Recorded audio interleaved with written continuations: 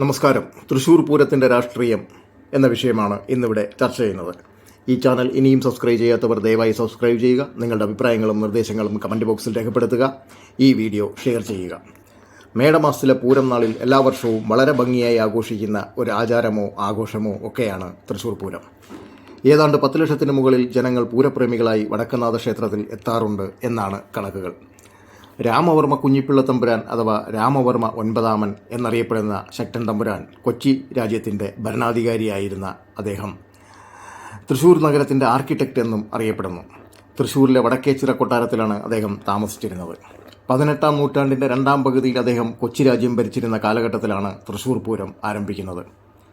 1751 July 26-ന് കാലടിയിലുള്ള Vellarappally കൊട്ടാരത്തിലാണ് അദ്ദേഹം ജനിച്ചത്. 1790 മുതൽ 1805 വരെ അദ്ദേഹം കൊച്ചി രാജ്യത്തിൻ്റെ ഭരണാധികാരിയായിരുന്നു. 1805 സെപ്റ്റംബർ മാസം 26-ന് അദ്ദേഹം ഇഹലോകവാസം വെടിഞ്ഞു. അത്രയും പൗരാണികവും പ്രശസ്തവുമായ ഒരാചാരമാണ് തൃശ്ശൂർ പൂരം. അതിൻ്റെ കൂടുതൽ ചരിത്രത്തിലേക്കൊന്നും നമ്മൾ പോകുന്നില്ല. ഈ വർഷത്തെ തൃശ്ശൂർ പൂരത്തിനുണ്ടായ ചില അനിഷ്ട സംഭവങ്ങളെക്കുറിച്ച് സംസാരിക്കാം. ആരൊക്കെയോ രാഷ്ട്രീയ നേട്ടങ്ങൾക്ക് വേണ്ടി പോലീസിനെ ഉപകരണമാക്കി ഇത്തവണത്തെ പൂരം അലങ്കോലമാക്കി. ഇരുട്ടിൽ നടക്കേണ്ട പൂരം വെടിക്കെട്ട് പകൽ വെളിച്ചത്തിൽ നടത്തി പുതിയ കീഴ്വഴക്കങ്ങൾ സൃഷ്ടിച്ചു. ഇതിൻ്റെ പിന്നിൽ BJP CPM ധാരണയാണെന്നും സുരേഷ് ഗോപിയുടെ വിജയം ഉറപ്പിക്കാനുള്ള രഹസ്യ പദ്ധതികളുടെ ഭാഗമാണെന്നും ആരോപിക്കുന്ന കോൺഗ്രസ് നേതാക്കൾ. പൂരത്തെക്കുറിച്ചറിയാത്ത പോലീസുകാരെ പൂരം നിയന്ത്രിക്കാൻ ചുമതലപ്പെടുത്തിയതിലെ വീഴ്ചയാണ് കാരണമെന്ന് ഇടതുപക്ഷക്കാർ. പൂരം അലങ്കോലമാക്കിയതിൽ അന്വേഷണം വേണമെന്നും സംസ്ഥാന ഗവൺമെൻറ്റിൻ്റെ വീഴ്ചയാണെന്നും BJPക്കാർ. എന്തായാലും വിഷയദാരിദ്ര്യത്താൽ ബുദ്ധിമുട്ടിയിരുന്ന രാഷ്ട്രീയ ഉദ്യോഗാർത്ഥികളും മാധ്യമ വിഷയ ദരിദ്രർക്കും ചെറിയൊരു ചാകര കിട്ടിയതുപോലെയായി.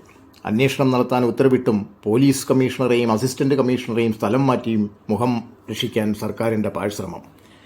ഇത്തരം മോശം പ്രവർത്തനങ്ങൾക്ക് കമ്മീഷണറായ ശ്രീ അങ്കിത് അശോകനും അസിസ്റ്റന്റായ ശ്രീ സുദർശനും മാത്രമാണോ ഉത്തരവാദികൾ? എങ്കിൽ അവരെ അന്വേഷണ വിധേയമായി സസ്പെൻഡ് ചെയ്യുകയല്ലേ വേണ്ടത്? അതോ അവർക്കൊക്കെ മുകളിൽ രാഷ്ട്രീയ നേട്ടങ്ങൾക്ക് വേണ്ടി അവർക്ക് നിർദ്ദേശങ്ങൾ നൽകിയിരുന്ന ആരെങ്കിലുമൊക്കെ ഉണ്ടോ? ഒരിക്കലും ഇതിലെ കൂടുതൽ വിവരങ്ങൾ പുറത്തു വരില്ല. തെരഞ്ഞെടുപ്പ് പൂരം കഴിയുമ്പോൾ തൃശ്ശൂർ പൂരത്തിൻ്റെ പോരായ്മകൾ നമ്മൾ മറക്കും. അല്ലെങ്കിൽ മാധ്യമങ്ങളും രാഷ്ട്രീയക്കാരും നമ്മുടെ ശ്രദ്ധ മറ്റൊരു വിഷയത്തിലേക്ക് തിരിച്ചുവിടും. ഇനി കോൺഗ്രസ് സ്ഥാനാർത്ഥിയായ ശ്രീ മുരളീധരൻ പറഞ്ഞതുപോലെ ഇതുകൊണ്ടുള്ള നേട്ടം BJPക്ക് മാത്രമാണോ?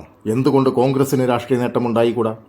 അതിൻ്റെ പിന്നിലും ഒരു തന്ത്രമുണ്ട്. സുരേഷ് ഗോപി തൃശ്ശൂരിൽ വിജയിക്കുമെന്ന് ഏതാണ്ട് ഉറപ്പായിരിക്കെ ആ വിജയത്തിൻ്റെ കാരണം കേവലം തൃശ്ശൂർ പൂരത്തിലുണ്ടായ അനിഷ്ട സംഭവങ്ങളിലേക്ക് മാത്രം ഒതുക്കി നിർത്താം. സുരേഷ് ഗോപിയുടെ വ്യക്തിപ്രഭാവത്തിനോ BJPയുടെ രാഷ്ട്രീയ പ്രചരണ വിജയങ്ങൾക്കോ ഇവിടെ സ്ഥാനമുണ്ടാവില്ല. ഇനി CPI സ്ഥാനാർത്ഥി പറഞ്ഞതുപോലെ പോലീസിൻ്റെ മാത്രം വീഴ്ചയാണെങ്കിൽ അദ്ദേഹത്തിന് സ്വന്തം പരാജയം പോലീസിന് മുകളിൽ കെട്ടിവെച്ച് ന്യായീകരിക്കാം. രാഷ്ട്രീയ ധാരണകളോ വോട്ട് ചോർത്തലോ പരാജയ കാരണങ്ങളല്ലെന്ന് വാദിക്കാം. എന്തു തന്നെയായാലും തൃശ്ശൂർ പൂരം ഇത്തവണ തെരഞ്ഞെടുപ്പ് പൂരത്തിൻ്റെ വലിയ പ്രചരണ ന്യായീകരണ സാധ്യതകളാണ്. ചിലരൊക്കെ പറയുന്നത് പോലെ തൃശ്ശൂർ പൂരം തെരഞ്ഞെടുപ്പ് പൂരത്തെ ബാധിക്കുമ്പോൾ പ്രതീക്ഷിക്കുന്ന സ്ഥാനാർത്ഥിക്ക് വിജയം ഉറപ്പാക്കാനായാൽ പല അറസ്റ്റുകളും ഒഴിവാകും. എൻഫോഴ്സ്മെൻറ്റ് ഡയറക്ടറേറ്റിന് മറ്റു സാധ്യതകൾ അല്ലെങ്കിൽ മറ്റിരകളെ തേടി പോകേണ്ടി വരും. ഒരുപാട് പേർ പറയാറുണ്ട് കേരള രാഷ്ട്രീയം കലുഷിതമാണെന്ന്. കേരള രാഷ്ട്രീയം കലുഷിതമാണെന്ന് നമ്മൾ സാധാരണക്കാരുടെ തോന്നൽ മാത്രമാണ്. കേരള രാഷ്ട്രീയം ധാരണാധിഷ്ഠിതമാണ്. നന്ദി, നമസ്കാരം. വീണ്ടും മറ്റൊരു വീഡിയോയുമായി കാണാം.